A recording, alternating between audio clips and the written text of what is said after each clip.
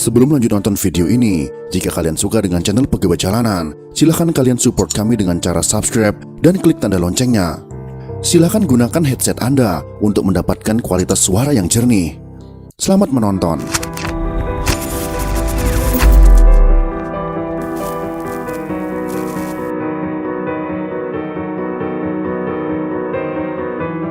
Entah benar ataupun tidak terdengar isu soal desakan warga Timor Leste ingin kembali bergabung dengan Republik Indonesia semakin mencuat. Pasalnya warga Timor Leste diduga tengah dihantam krisis ekonomi akibat pandemi COVID-19. Seperti yang kita ketahui, Timor Leste pernah menjadi bagian dari negara Indonesia. Pada tanggal 30 November tahun 1975, masyarakat Timor Leste menegaskan posisi tim-tim sebagai provinsi ke-27 Indonesia. Timor Leste kemudian merdeka pada tahun 1999 dan resmi menjadi negara pada tahun 2002 pada masa pemerintahan Habibie. Sebelum menjadi bagian dari Indonesia dan negara merdeka, Timor Leste atau Timur Timur tidak seperti Indonesia yang dijajah oleh Belanda. Negara yang menjajah Timur Timur adalah Portugal. Pada tahun 1974, revolusi bunga terjadi di Portugal yang menyebabkan distabilitas politik di dalam negeri.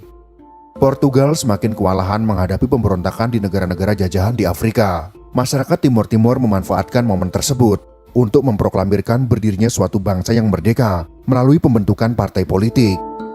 Oleh karena itulah, wilayah Timor Timur atau Pulau Timur bagian timur belum menjadi bagian dari negara Indonesia sejak awal.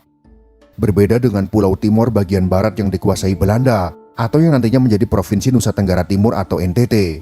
Namun ternyata proses kemerdekaan tidak semudah yang dibayangkan. Ketegangan politik hingga fisik terjadi antara partai pro kemerdekaan dengan partai yang menginginkan Timor Timur menjadi bagian dari Indonesia. Di tengah pertumpahan darah, masyarakat Timor Timur pada tanggal 30 November tahun 1975 menggelar deklarasi Balibo yang menegaskan posisi Timor Timur sebagai provinsi ke-27 Indonesia. Pada tahun-tahun berikutnya, muncul konflik antara pendukung kemerdekaan Timor Leste dan pemerintah Indonesia serta pendukung integrasi Timor Timur. Sampai pada tahun 1991, terjadi apa yang disebut pembantaian Santa Cruz. Pembantaian Santa Cruz atau pembantaian Dili adalah peristiwa penembakan kurang lebih 250 pengunjuk rasa pro kemerdekaan Timor Timur di pemakaman Santa Cruz, Dili pada tanggal 12 November tahun 1991 di tengah pendudukan Indonesia di Timor Leste. Peristiwa ini diakui sebagai bagian dari genosida Timor Timur. Pada bulan Oktober tahun 1991, sebuah delegasi yang terdiri dari anggota parlemen Portugal dan 12 orang wartawan dijadwalkan akan mengunjungi Timor Timur. Para mahasiswa telah bersiap-siap menyambut kedatangan delegasi ini. Namun rencana ini dibatalkan setelah pemerintah Indonesia mengajukan keberatan atas rencana kehadiran Jill Joliffe sebagai anggota delegasi itu. Joliffe adalah seorang wartawan Australia yang dipandang mendukung gerakan kemerdekaan Fretilin. Kekecewaan ini menyebabkan situasi memanas antara pihak pemerintah Indonesia dan para mahasiswa. Puncaknya pada tanggal 28 Oktober, pecah konfrontasi antara aktivis pro-integrasi dengan kelompok pro-kemerdekaan yang pada saat itu tengah melakukan pertemuan di gereja Motail Dili. Pada akhirnya, Alfonso Henriquez dari kelompok pro-integrasi tewas dalam perkelahian dan seorang aktivis pro-kemerdekaan, yaitu Sebastião Gomes, yang ditembak mati oleh tentara Indonesia. Saat tentara Indonesia berhadapan-hadapan dengan pengunjuk rasa, beberapa demonstran dan seorang mayor Girhan Lantara ditusuk. Stahl mengklaim Lantara menyerang pengunjuk rasa, termasuk seorang anak perempuan yang mengibarkan bendera Timor Leste.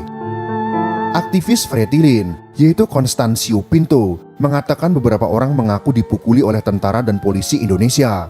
Di dalam tempat pemakaman umum, tentara melepaskan tembakan ke arah ratusan warga sipil tak bersenjata sebagai upaya perlindungan diri. Sedikitnya 250 warga Timor Leste tewas dalam peristiwa ini.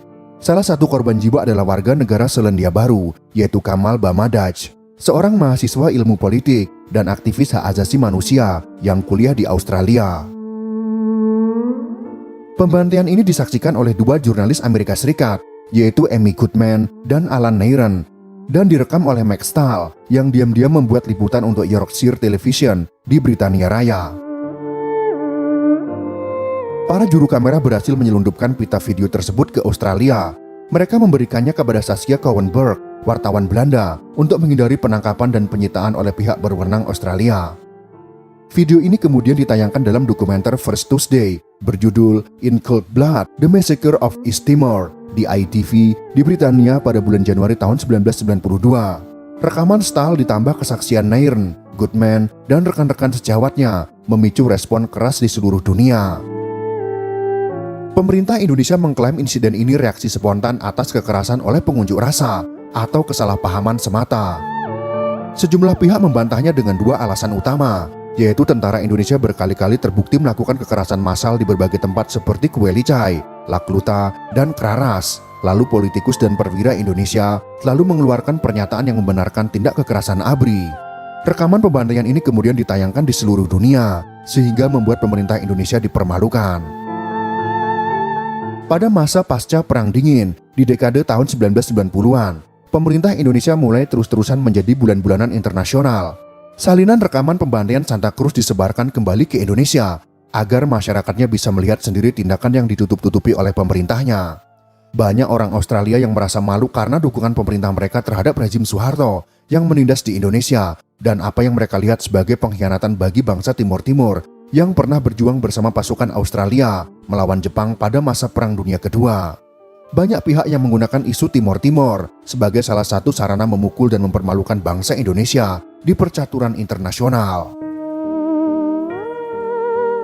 Presiden ketiga Republik Indonesia diwariskan Timor Timur yang selalu penuh gejolak sejak berintegrasi dengan Indonesia pada tanggal 17 Juli tahun 1976. 7 bulan setelah B.J. Habibie memegang tampuk kekuasaan, atau tepatnya pada tanggal 19 Desember tahun 1998, Perdana Menteri Australia yaitu John Howard mengirim surat kepada Presiden Habibie. Ia mengusulkan untuk meninjau ulang pelaksanaan referendum bagi rakyat Timor Timur. Pada tanggal 30 Agustus tahun 1999, dilaksanakan referendum dengan situasi yang relatif aman dan diikuti hampir seluruh warga Timor Timur. Namun 1 hari setelah referendum dilaksanakan, suasana menjadi tidak menentu. Terjadi kerusuhan di berbagai tempat. Sekjen PBB akhirnya menyampaikan hasil referendum kepada Dewan Keamanan PBB pada tanggal 3 September tahun 1999. Hasilnya yaitu 344.580 suara atau 78,5% menolak otonomi, 94.388 atau 21% suara mendukung otonomi, dan 7.985 suara dinyatakan tidak valid. Hasil referendum tersebut kemudian diumumkan secara resmi di Dili pada tanggal 4 September tahun 1999. Akhirnya masyarakat Timor Timur memilih untuk memisahkan diri dari Republik Indonesia. Menurut Kofi Annan, hasil itu menunjukkan bahwa penduduk Timor Timur menginginkan kemerdekaan. Pada saat yang bersamaan, pengumuman itu juga dibacakan Ketua UNAMED Ian Martin di Dili yang dialih bahasakan ke dalam bahasa Indonesia, Portugal, dan Tetum.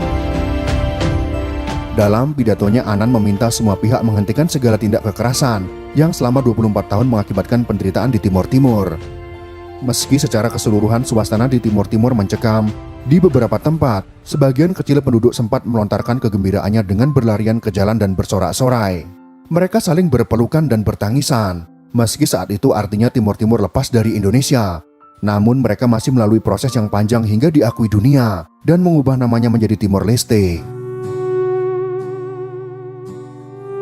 Presiden Habibie yang tidak mempertahankan Timor Timur mengutarakan alasan dan fakta yang sangat cerdas mengapa melepaskan Timor Timur dari Indonesia. Alasan pertama, Timor Timur dengan populasi sekitar 700.000 rakyat telah menarik minat dunia.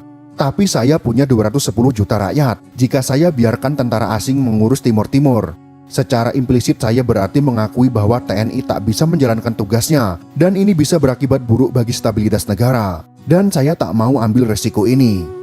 Masalah Timor Timur sudah harus diselesaikan sebelum Presiden keempat RI dipilih, sehingga yang bersangkutan dapat mencurahkan perhatian kepada penyelesaian masalah nasional dan reformasi yang sedang kita hadapi. Alasan yang kedua, saya menganggap Australia sejak lama telah menjadi sahabat Indonesia sejak proklamasi kemerdekaan 1945. Saya yakin pula saya biarkan tentara Australia masuk ke Indonesia, saya tidak hanya akan menghina dan mempermalukan TNI, tapi juga bila Australia masuk, apapun keputusannya nanti, yang kalah akan menyalahkan Australia. Itulah alasan cerdas Habibie sehingga ia mendapat respon yang baik dari belahan dunia, karena tidak mengandalkan kekerasan dan menumpahkan darah ketika melepaskan Timor Leste dari Indonesia. Bahkan jika dilihat dari segi ekonomi, saat ini Indonesia mendapatkan hal yang baik dari Timor Timur. Kini Timor Leste butuh pembangunan di infrastruktur. Alhasil tender pembangunan di sana dimenangkan BUMN Indonesia. Dengan hal ini Indonesia diuntungkan, karena sebagai negara merdeka, mereka tidak memakan dana dari Indonesia. Bahkan mereka mengeluarkan dana untuk keuntungan di pihak BUMN. Dan apapun yang dikirim ke Timor Leste sekarang menjadi ekspor dan mendapatkan keuntungan devisa bagi negara. Saat ini Timor Leste yang diperkirakan berpenduduk 1,4 juta jiwa dianggap sebagai negara termiskin di kawasan Asia Tenggara. Negara kecil ini dinilai belum mampu mencapai kesejahteraan meski telah lama merdeka dan memiliki ladang minyak yang berlimpah. Berdasarkan laporan Index of Economic Freedom tahun 2021 yang dirilis oleh The Heritage Foundation, Timor Leste memiliki skor terendah di antara negara Asia Tenggara lainnya, yaitu 44,7 poin. Sedangkan Indonesia memiliki skor indeks kebebasan ekonomi sebesar 66,9 poin. Nilai itu menempatkan Indonesia berada di posisi keempat di Asia Tenggara. Itulah sekelumit kisah tentang konflik di Timor Timur atau Timor Leste dan alasan cerdas Presiden B.J. Habibie melepaskan Timor Leste. Jika kalian suka dengan video ini, silahkan berikan jempol ke atas. Dan jika kalian menganggap video ini bermanfaat, maka bagikanlah untuk teman-teman Anda yang lain. Terima kasih sudah menonton.